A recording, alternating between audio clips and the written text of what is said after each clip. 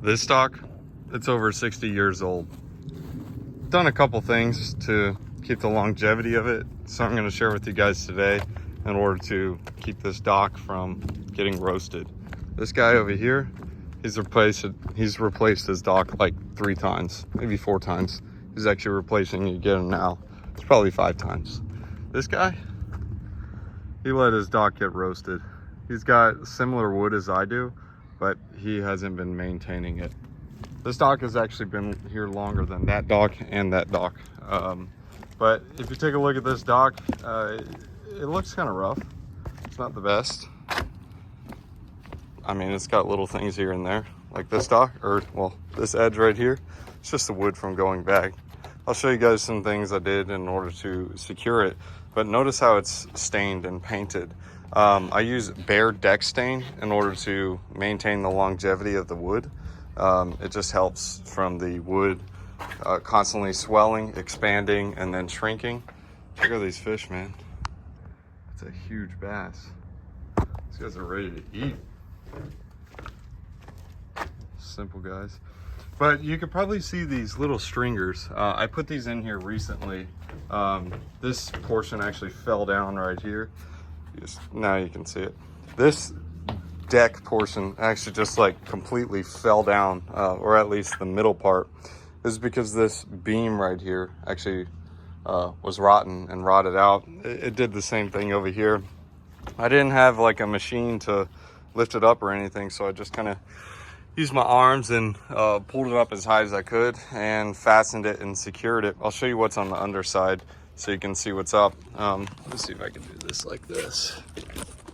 You can kind of see, oh yeah, there's one of the boards. Notice how it's kind of like diagonal sideways. That was used to kind of secure it to keep it from going back and forth. What I also did is I put some pieces of wood just right along this, but under this board, so it's on the underside. So you have to unscrew that board and pull it up.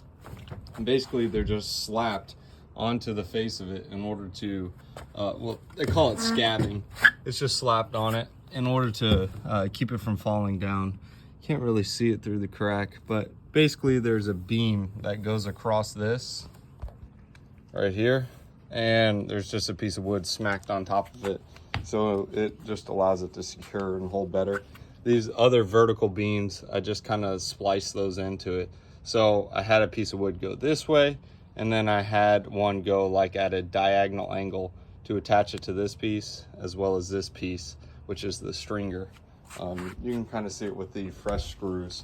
This wood is actually, they would call it green wood. It's got arsenic in it. It's basically what they used to use for the wood back in the day and treat it in order to prevent like termites and junk. But now it's been banned. You can no longer use this type of wood, or at least get this type of wood. Now all they use is that yellow wood stuff. It's basically just treated with some form of copper preservative. I mean, it's supposed to be more environmentally friendly, whatever. But yeah, this is green wood, and this is kind of what green wood looks like. It literally has a green hue. They also say this kind of can cause cancer, and that's mainly because of the arsenic. But the green wood lasts much longer than the yellow wood and all the other white wood and all that junk. Creosote is also a really good alternative, but again, that one's banned. I'll show you what some creosote, or some creosote, whatever they call it. It's basically treated with like tar, and it's, yeah, not good. So I'll show you the underside. As you can see here, I just used some random wood. It was just some scrap wood that I had, and I just kind of put it up there. And what was going on with my dock is that you could stand and hobble side to side, so you can go like this. You can't really see what I'm doing, but I'm shaking sideways like that. And basically the dock would rock back and forth and almost felt like you were just falling down.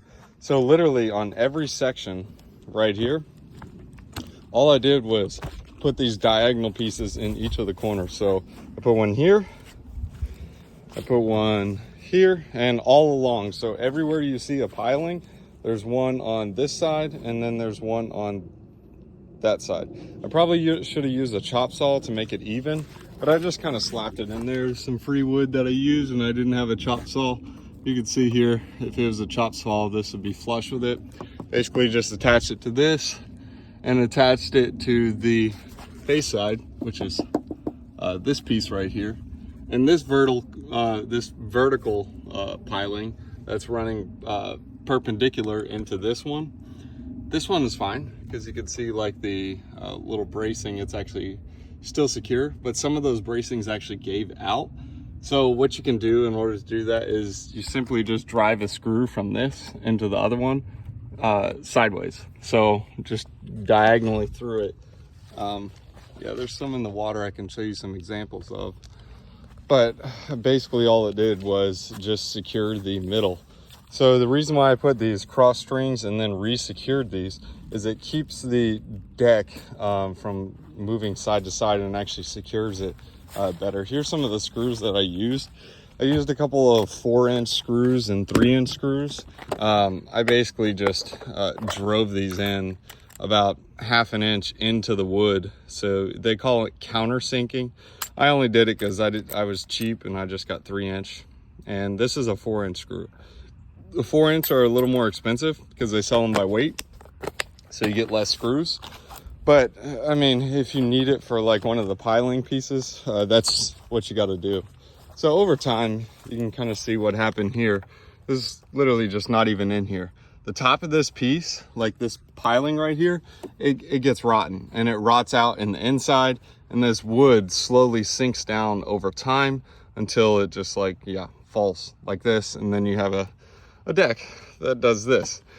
In my opinion, it's not worth replacing the dock because one, you'll get that yellow junk wood over there. And two, replacing this dock isn't going to bring that incremental value to the property itself. Reason being is like, people are just happy to have a dock. Whether you shell out, I don't know, $40,000, $50,000, depending on how much wood you got to do and depending on how far you're going to take it. It's like, dude, you already got a dock, clean it up a little bit, maybe replace some of the broken boards and stain it. I mean, it's a dock, it still works. You can walk out on the deck and see fish, go on a boat. You can kind of see here, this one's really rough, but that's mainly because this is sinking and I lifted up as much as I could, put a couple screws in it. And yeah, I mean, it holds up pretty well. This is probably gonna need stained again. I stained this about 3 or 4 years ago. I'll show you the paint that I use. But I mean, it's not gonna keep people from buying the property. The dudes over there in that house, they just bought that house and look at their dock. Their dock is falling apart. It's missing pieces. They don't care. They've already been there like 5 months. They barely even fish off it, whatever. But I mean, seriously, all you need for this job or this type of job is going to be some scrap wood, like I showed you, to make those little diagonal stringers, some screws. I always keep random screws. These are for properties. So like if I need a smaller screw, I got one. If I need a longer, tiny, skinny, I have all kinds of screws in here, and I save them from different rehabs, but in general, you're gonna need these long ones for this type of job. And then some wood. If you got a chop saw, use the chop saw. If not, just use a circle saw. I mean, your cuts will be rough, but it is what it is. And obviously a drill. So this is the type of deck paint that I use. It's from Behr. They say it's got a 10-year warranty or 10 years on the deck. It really doesn't last that long, especially the heat where I'm at in Florida. Probably lasts about 5 years. I mean, if anything, if it doesn't last, all you do, and I've done this before, they actually give you free cans in order to replace it or at least put it on again. But it's a 10-year warranty. So on all horizontal surfaces, well, that's a deck, obviously, and then 25 years on verticals. All you got to do is call this number right here, extension 2. And you can get it under warranty and get some cans. So this is an example of the creosote wood. This one is not so hot. This is a telephone pole. It's been here an extremely long time. But you can see down here, this is kind of what they usually look like. They have like a black look to them, except this would go all the way up. But over time, as it sits in the sun and sits in the elements, this pole's probably been here, I don't know, 50, 60 years, maybe longer. This is like, not a telephone pole, but this is an electrical line. Since then, they've actually added some additional ones and replaced them. But basically, that whole pole will be black all the way up. But over time, the elements kind of like, it goes into the ground, it goes out just from the constant expansion and contraction of the wood, which you can see here, there's like no termite damage. If this was white wood, this thing would be gone within a year, 2 years, maybe 3 years. I wouldn't say gone, but it would just be pretty rough. So this is like the benefit of creosote. So if you want to see what it looks like near you, just simply look for a old telephone pole. It'll kind of look like this. They're old, and you could tell like, okay, well, it's on its last leg. But in reality, that telephone pole is not on its last leg. It'll last much longer. But this is an example of a pole that they just piggybacked off of the top, and now it's adding electricity. But man, that creosote pole is going to be there forever. But yeah, just something to keep in mind with these, the different types of wood. Like, it just lasts forever. You just can't use it anymore because the EPA is like, nah, bro, we don't like that stuff. And that's what happened. So instead, you have some old telephone poles that are pre-existing and still doing their thing. And then you have the newer ones that try to take the place and do something. But obviously that doesn't work out. Anyways, guys, thanks for tuning in, seeing some tips on how to extend the life of your dock. If you have green wood or creosote wood, just consider leaving it there. When you change to the yellow wood and junk, stuff just doesn't work as good. I mean, it goes out, it warps. Like I told you, the neighbor, he already replaced his dock like 4 different times. And the other neighbor next door, he didn't even do anything. He just let his go bust.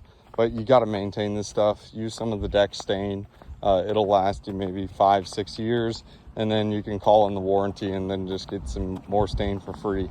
So total cost for like doing the stain for a deck like that size, it's probably a 5-gallon drum. Pressure wash it before you put it on. Then once you put it on, your butter, it's fine. It adheres pretty well. And I mean, that's it. It's like $400, maybe. Yeah, it's probably like $300 for the 5-gallon drum. And then a pack of, depending on how many screws you need, just call it 2 boxes of screws. So a total of 10 pounds. I don't know, maybe another $100. And some random wood. I used white wood because that was just some free wood I had left over that I found. Use green wood if you can, but for the most part, you're just going to use the yellow wood, which is the pressure treated wood that they have at Home Depot. They don't sell the good stuff anymore. All right, guys, thanks for tuning in. Let me know what you guys want to see more of. Other than that, I'll just share some random tips, tricks, and landlord hacks as I go. Peace.